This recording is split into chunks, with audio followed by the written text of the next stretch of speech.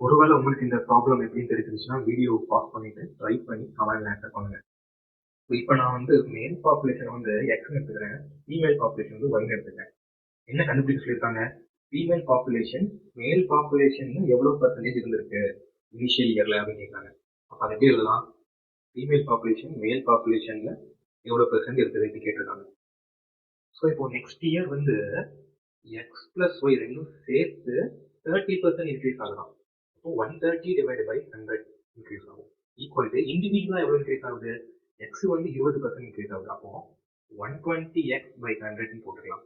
Plus Y வந்து 42.5%. அப்போ 142.5 by 100 போட்டுக்கலாம்.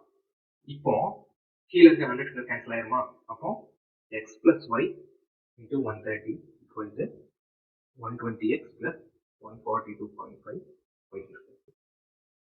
So next 130x plus 130y equal to 120x plus 142.5y.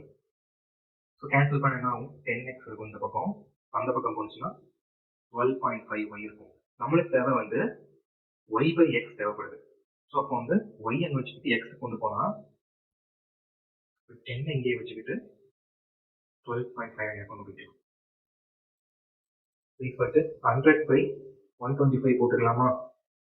So இப்போ இதை வந்து இதில் சப்ஸ்டிட் பண்ணலாமா? என்ன வரும்? 100 by 125 into 100 கேன்சல் பண்ணால் 25 20 1 4 equal to 80% ஆன்சர். தேங்க்யூ.